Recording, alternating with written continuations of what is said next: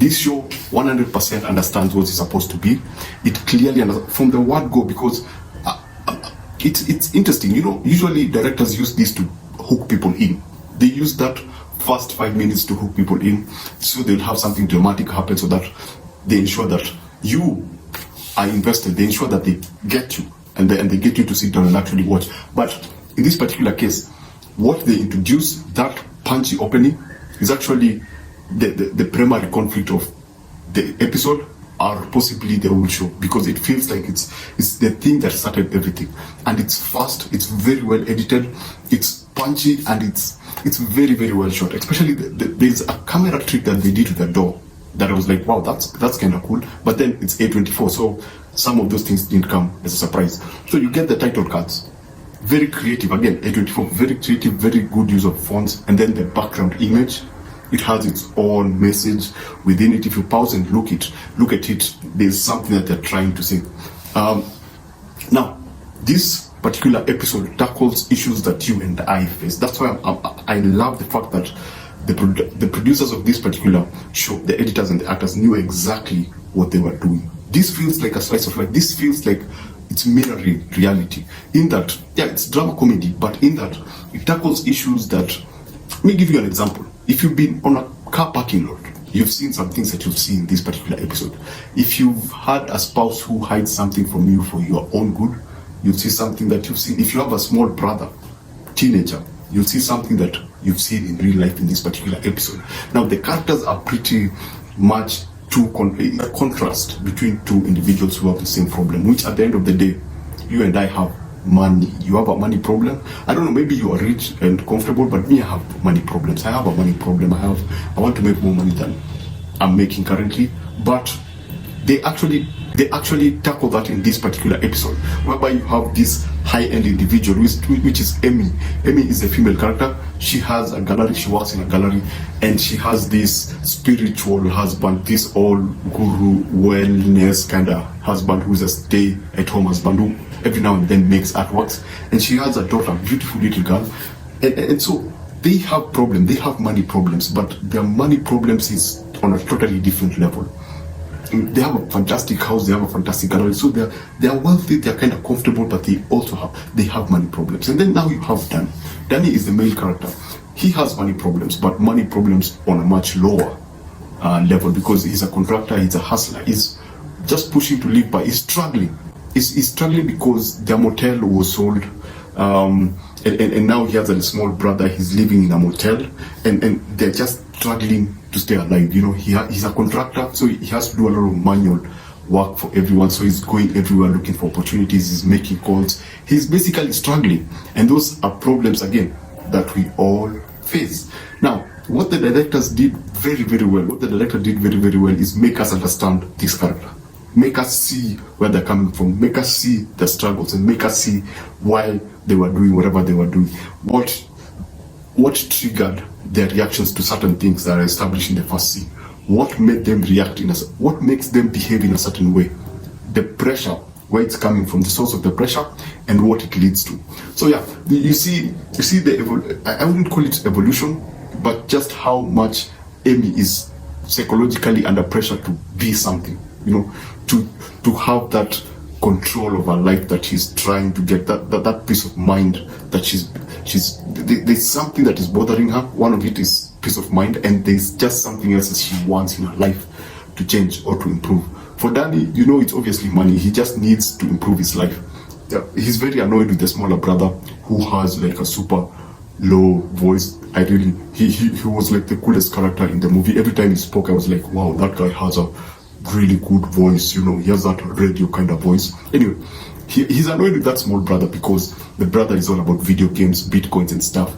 And you see them struggle through some things and try to do some things with bitcoins, and how bitcoins improve. But at the end of the day, when I was talking about establishing the primary conflict, that comes back to bite them, because they're one of those people, you go through an experience and you want to go back and revenge. You want people to understand that that did not make you happy. You want people to feel the pain, you want people to suffer a bit. So it at the end of the day, it all comes back to that. It all revolves around a particular incident that happened, and it's based on road rage. It all goes back to the road rage. It all goes back to the beginning and the conflict. So at one point, you see something happened between the two, Amy and Danny, and whatever the conflict is, it comes to a very interesting climax, a very funny climax, and you eventually get to see them meet, and their conversation is interesting because at one point you can see a genuine understanding of the two, but then it escalates into something different and it goes off into something else. Now, when it comes down to the technical part, the editing is fantastic, the sound design is okay, but the editing and the pacing, it's so good that at some point you forget that you're actually watching a show. If you were to drop in the middle of the show, you didn't quite understand whether it was just a show or it was an actual movie, because it's so well done. It's fantastic. It's so well edited and paced and shot. The cinematography is also very good because they do a good job capturing the emotions of the character. There are a lot of close-ups that gives us an impression of what the characters are going through, because the actors are very... they do a lot of expressions. There are a lot of expressions involved, which reminds me of a scene with Amy, and she comes across something that her husband tried to hide it from her, and it's pretty funny because I would call it more of a fetish. It's a very sexy scene, and it's very interesting. It's very funny, but it's so interesting, and the way it's shot and our expressions just instantly communicate because there are a lot of close-ups. Now, apart from all that, what did I not like about this show? The one thing that bothered me was during that final piece of the show, it's like 39 minutes. So at the 30th to 35th minute, when they eventually get to meet each other and something happens and one character is chasing the other one down a road, they play a pop rock song. Now, there's nothing wrong with the pop rock song, but this is A24. A24 is unique in everything that they do. How they shoot, their soundtrack, their editing style, they have a unique, distinct way of doing it. But that particular pop rock song that they used was pretty generic. It diluted everything. It devalued what I was watching, because I had had such a great time throughout the show that nothing actually took me out of it. That is the one thing. That pop rock at the end, that just threw me off what I was watching, and it made me feel like I was watching just another teenage rom-com show.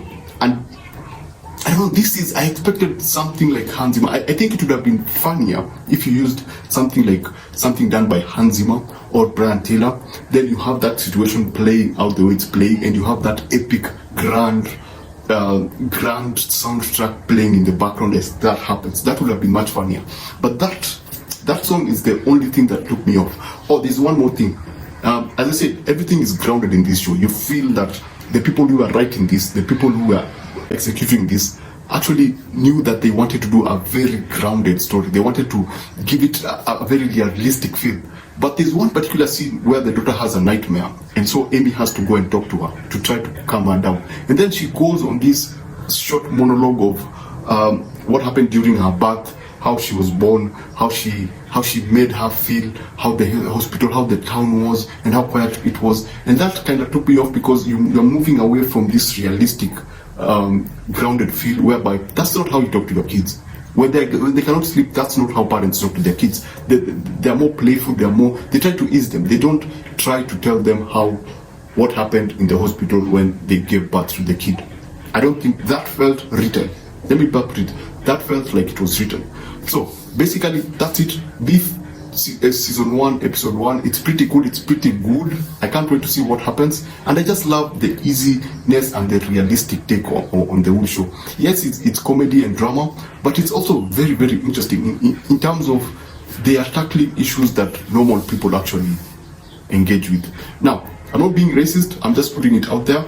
I also love the fact that this being a Netflix show, you don't have any black characters. I'm not being racist. I'm just saying they knew exactly that this is an Asian story. They are focusing on Asian people and their culture, and doing that rich Asian kind of take on the story.